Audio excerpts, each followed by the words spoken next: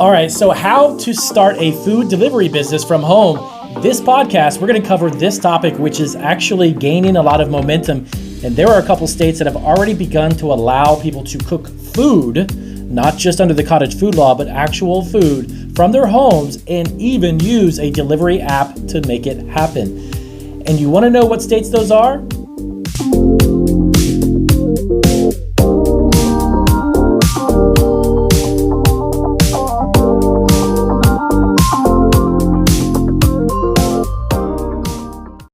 All right, so welcome back to the Marketing Food Online podcast, and I've got exciting news about a couple of states where you can actually begin to create a home food delivery business right out of your home.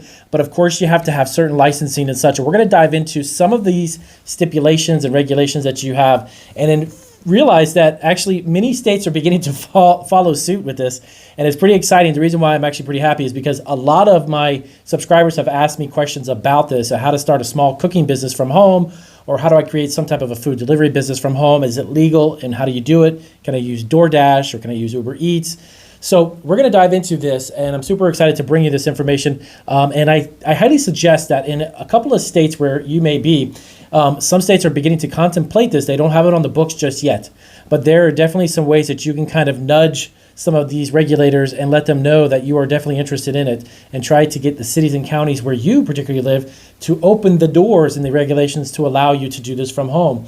Now, of course, a couple of these states that I'm going to go over, and I'm going to name those two states in a moment, they do have certain criteria, and of course, there are specific licenses dedicated to it, and some basic core kind of food sanitation and food handling courses that you'll have to take prior to, which only makes sense, and it kind of just lets you understand the process of doing cooked foods. Now, traditionally under cottage food laws, you are allowed to make certain products and certain items, but it's not exactly time or temperature sensitive items that you still can't do. What's classified as potentially hazardous food products, which would be items that have to be kept at certain temperatures or a certain time frame.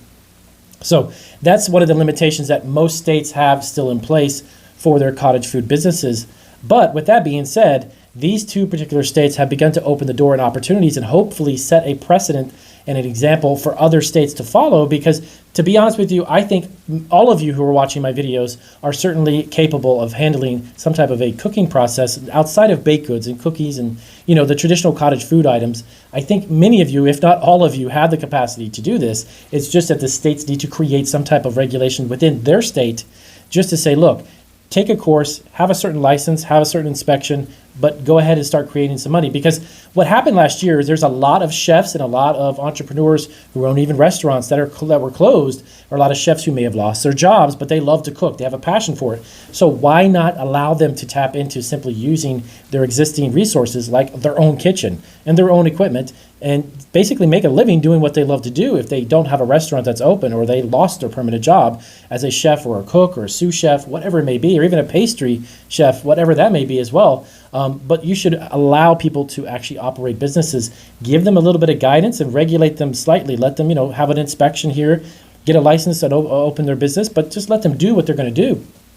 So there's a great article that I came across. I was doing a little bit of research on this, and I found that in California and Utah actually just created an unprecedented law, absolutely amazing. I'm so glad that they did this. It's fantastic for people in Utah, is that this law allows them to actually create a restaurant, in a sense, out of their kitchen. Now, when I say restaurant, you're not going to go there and sit down and eat, but allow them to create cooked foods, meals, lunches, actual food, not just baked goods and trail mixes and things, but actually cooked food, and even tap into a local delivery app that allows people within a certain radius to have the food delivered. And that is super exciting for people who've asked that question about how to start a food delivery business from their home. This is something that's trickling into other states. So if your state is obviously not one of those two, you definitely want to kind of knock on the door in the sense of local commissioners and lawmakers and regulators within cities and counties which you live, and say, look, Utah's already doing this. Can you guys get into doing this? Can you guys create some laws to allow us and our community to do the same thing? Now, with that being said, when you are actually doing this out of California, I believe it has to be a license B. There's two different types of licenses. From my understanding is in California, they allow you to do it under the license B, which is a little more expensive to get that particular license. But what it does allow you to do is open the door to selling products even to restaurants or local third parties, or other retailers even out of your home. Utah is much different in the sense that it's allowing you to literally create food products and then tap into the existing app. And believe it or not, it's actually DoorDash. DoorDash is now tapped into another app that they have actually included, which gives them a localized delivery radius, and I think it's 3 to 5 miles from the actual home where it is. I read that correctly. It was about 3 to 5 miles.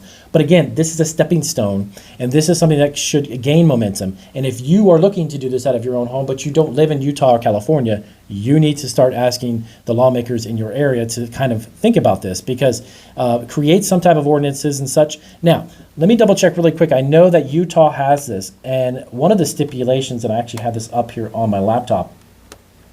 So one of the stipulations for this was that you needed to have inspections, if I'm not mistaken.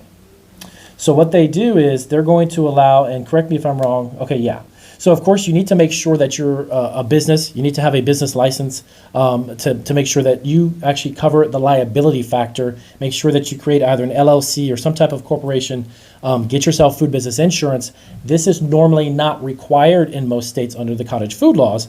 But in order for you to be protected, you need to have a insurance policy for the food business you're operating. If you're doing it from your home and someone happens to get ill or sick, or there's a piece of plastic or glass or something in the food, you're going to be responsible for that. So don't think that this is kind of a hobby where you're just going to start producing dinners and lunches and breakfasts out of your house and then delivering them with no type of responsibility. You are fully responsible for what goes on there. But again, this is a great stepping stone for people looking to create this, and the idea to open the doorways to other types of food products other than simply baked goods and those under cottage food law makes sense. So if you're looking to create homemade food and you want to sell it online, now the other thing is many cottage food laws in almost every state, of course, allow you to create certain food products, as I've mentioned in some of my other videos. But the other thing is that you were allowed to literally sell them online, but the only catch was that you would need to be delivering that in person. Several states allow you to do this. You can create an online presence. You can have a website of some sort. And then what you do, though, once the order is taken, you need to deliver that in person.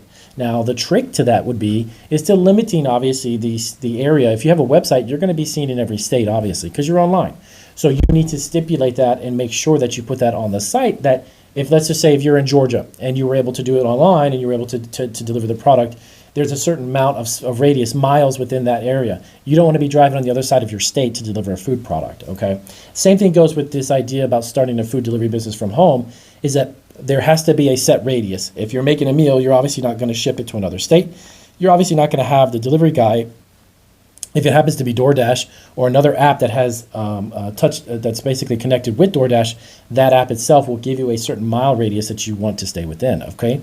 But this is a great way to at least get started, or if you're a chef that's out of work, create a side business or even a business to bring in money to obviously pay your bills and survive. So this idea is a great one, and California and Utah are the two states that are kind of frontiering this new idea about allowing people to cook foods directly from their home, aside from the actual cottage food laws, which of course are in place in every state. Now, the only state I know is actually New Jersey. I believe they don't have a specific cottage food law on the books just yet. But everywhere else in between, you've got quite a few states that allow you to produce certain things. Some of them will require business licenses, some of them will not. Some will require a food handler's card, and some of them will not. So the best way to check this really quick, I know we're doing this podcast, but I'm sure we're going to upload this one like we have been. We're going to put this on YouTube too. Okay.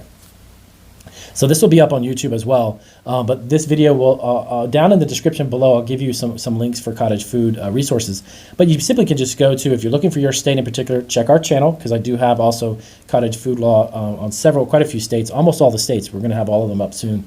But you go to Google, type in the words cottage food law and then your state's name, and then that is a way to get the resource directly to the state website. Go to the state websites that are set up, and then you can find out specifically what types of foods you can make. So this is really an exciting thing, and I just wanted to do a podcast really quick about it to let you know that the ball is rolling forward in a couple states already, and this is some really big news because hopefully it'll trickle down into other states. I know Florida just increased their cottage food law earnings every year. I think is $250,000.